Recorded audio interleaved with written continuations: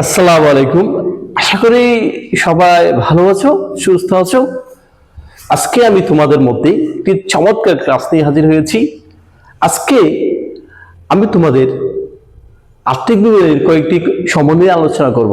আজকে একটি ক্লাসের মাধ্যমে তোমাদের কনফিউশন দূর করার চেষ্টা করব। তাহলে চলো লক্ষ্য করো, যদি র্যামিলের মধ্যে বিনিয়োগ অথবা সঞ্চয়পত্র লিখে থাকে, বিনিয়োগ অথবা সঞ্চয়পত্র যদি এইরকম পার্সেন্ট আকারে লিখে থাকে, এটা ফার্স্ট পার্সন হোক XYZ, যে কোনো ধরনের পাশে থাকতে পারে, ঠিক আছে।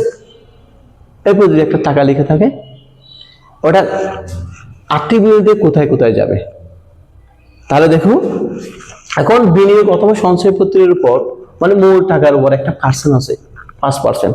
এখন এই 50,000 টাকার মধ্যে যে 5% বিনিয়োগ আছে, এখন 5% বের করলে এই বিনিয়োগের এই 50,000 টাকার মধ্যে যেটা টাকা বের হবে ওইটাকে বলা হয় বিনিয়োগের সুদ। কিসের সুদ? বিনিয়োগের সুদ। অর্থাৎ 50,000 টাকার মধ্যে 5% যেই টাকাটা বের হবে, অথবা সঞ্চয়পত্রের মধ্যে যেটা 5% বের হবে, ওটাকে বলা হয় বিনিয়োগের সুদ। যদি সঞ্চয়পত্র থাকে, সঞ্চয়পত্রের সুদ। এখন যেটা সঞ্চয়পত্রের সুদ অথবা বিনিয়োগ সুদটা কোথায় যাবে মনে রাখতে হবে, বিশদ আয় বিবরণীতে অন্যান্য আয় অথবা ওটাকে অপরিচালন আয় হিসেবে লিখা যায়। অর্থাৎ বিনিয়োগের সুদটা অন্যান্য আয় অথবা অপরিচালন আয়তে যাবে। সবাই বুঝতে পেরেছো? আবার বিনিয়োগের সুদ এটাকে আবার কি বলা হয়? বিনিয়োগের অনাদায়ী সুদ বলা হয়। এখন বিনিয়োগের অনাদায়ী সুদটা কি? বিনিয়োগের অনাদায়ী সুদটা হচ্ছে চলতি সম্পদ। এখন চলতি সম্পদ কোথায় যায়? বিনিয়োগের সুদ এটা চলতি সম্পদে, অর্থাৎ আর্থিক বিবরণীতে চলতি সম্পদে যাবে। সবাই বুঝতে পেরেছো? এবার তোমরা প্রশ্ন করতে পারো, স্যার এখন 5% বিনিয়োগ টাকাটা কোথায় যাবে? 5% বিনিয়োগের টাকাটা, পুরো পার্সেন্ট সহ টাকাটা যাবে আর্থিক বিবরণীতে দীর্ঘমেয়াদী বিনিয়োগে। পুরো টাকাটা বসে যাবে এই পুরো টাকাটাই, যত টাকা লিখে থাকবে তত টাকা। সবাই বুঝতে পেরেছো? এরপরে দেখো বন্ধকি ঋণ। এখন বন্ধকি ঋণের আগে যদি কোনো পার্সেন্ট থাকে, পার্সেন্ট যেটা মন চাই উঠে থাকতে পারে, অথবা 5%, 10%, যেটা এমন ওখানে লেখা থাকবে, এটা 5% হইতে পারে, 10% হইতে পারে, ঠিক আছে। এখন বন্ধকি ঋণটা কি? বন্ধকি ঋণটা হচ্ছে দীর্ঘমেয়াদী দায়, অর্থাৎ ওইটা দীর্ঘমেয়াদী দায়ের পাশে যাবে পুরো পার্সেন্ট সহ টাকাটা। এখন দীর্ঘমেয়াদী দায়ের আগে যে পার্সেন্টটা আছে, এই পার্সেন্টটা এই 30,000 টাকার মধ্যে যেটা তোমরা 6%, 5% টাকা ব্যয় করবা, ওটাকে বলা হয় একবার বন্ধকি ঋণের সুদ, আবার বলা হয় বন্ধকি ঋণের বকেয়া সুদ। এখন বন্ধকি ঋণের সুদটা কোথায় যাবে? বন্ধকি ঋণের সুদটা বিশদ আয় বিবরণীতে অপরিচালন ব্যয় অথবা অন্যান্য ব্যয় হিসেবে যাবে। এবার বন্ধকি ঋণের সুদটাকে কি বলা হয়? বন্ধকি ঋণের সুদটাকে বলা হয় বন্ধকি ঋণের বকেয়া সুদ। এখন বন্ধকি ঋণের বকেয়া সুদটা কি? বন্ধকি ঋণের বকেয়া সুদটা হচ্ছে চলতি দায়, ঠিক আছে। সবাই বুঝতে পেরেছো? এরপর আরেকটি গুরুত্বপূর্ণ বিষয় হচ্ছে অনাদায়ী পাওনা ও অনাদায়ী পাওনা সঞ্চিতি। এই এন্ট্রিটা বেশি পরীক্ষা আসে, এটা নিয়ে প্রায় শিক্ষার্থীরা কনফিউশন পড়ে যাও। তাহলে তোমরা দেখো, যদি অনাদায়ী পাওনা অথবা কুঋণ ও অনাদায়ী পাওনা সঞ্চিতি, ওটাকে কুঋণ সঞ্চিতিও বলে। ওভাবে যদি পরীক্ষা আসে, তোমরা কিভাবে কোশ্চেন দিবা। এখন দেখো, অনাদায়ী পাওনা পরিচালনা ব্যর্থ যাবে, বিশদ আয় বিবরণীতে পরিচালনা ব্যর্থ যাবে। এটা আমি একটু লিখে দেখাচ্ছি। অনাদায়ী পাওনা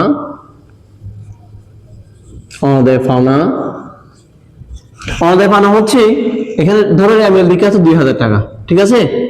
এরপরে দেখবা সমন্বয়ে যদি দানাদারের উপর কোনো টাকা আদায়যোগ্য না হলে, ওটাকে নতুন অনাদায়ী পাওনা বলে।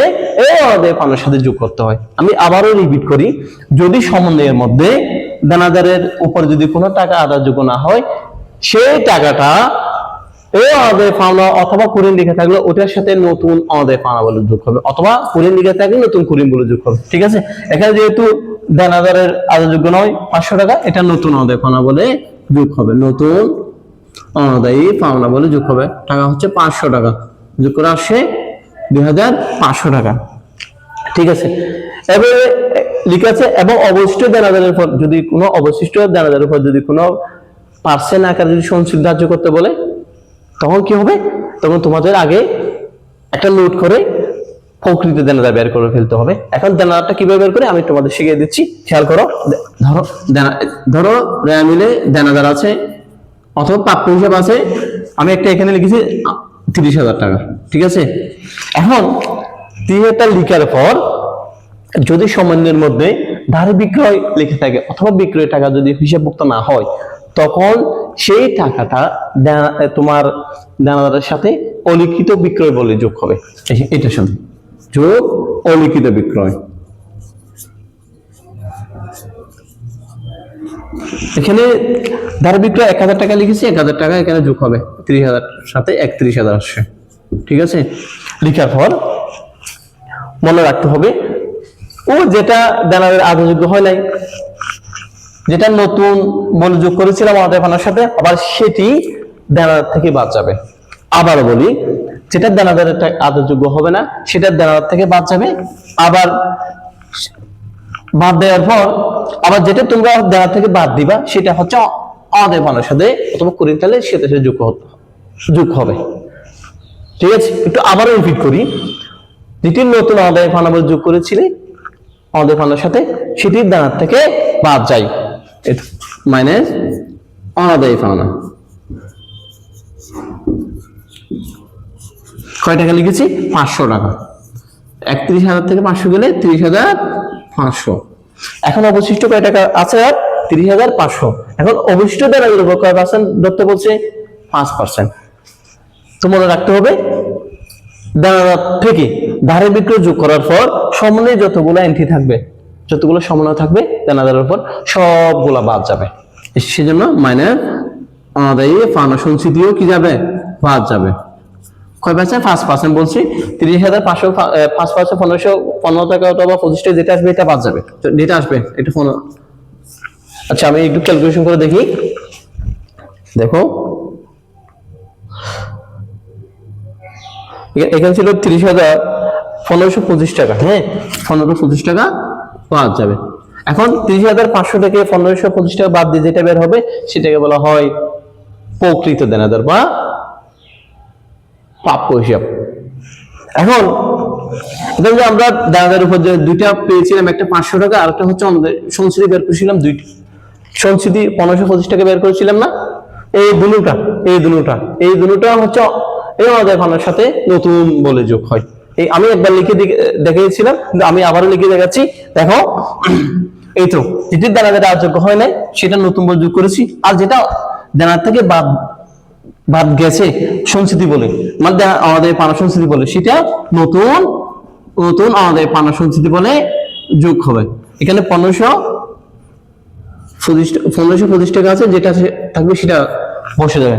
ঠিক আছে, এরপরে এটার সাথে যোগ করার পর যেটা আসবে, এখানে যোগ করার পর 5, 2, 0, 3, 4 4,025 টাকা আসে। যোগ করার পর মনে রাখতে হবে যদি রেয়া মিলের মধ্যে অনাদায়ী পাওনা সঞ্চিতি অথবা কুড়ি সঞ্চিতি লেখা থাকে, তখন সেটি পুরাতন অনাদায়ী পাওনা বলে বাদ যাবে। পুরাতন অনাদায়ী পাওনা বলে সঞ্চিতি বলে বাদ যাবে। যত টাকা থাকবে, 3,000 টাকা ছিল 3,000 টাকা বাদ যাবে, যত আছে তত বাদ যাবে। ঠিক আছে, 1,025 টাকা।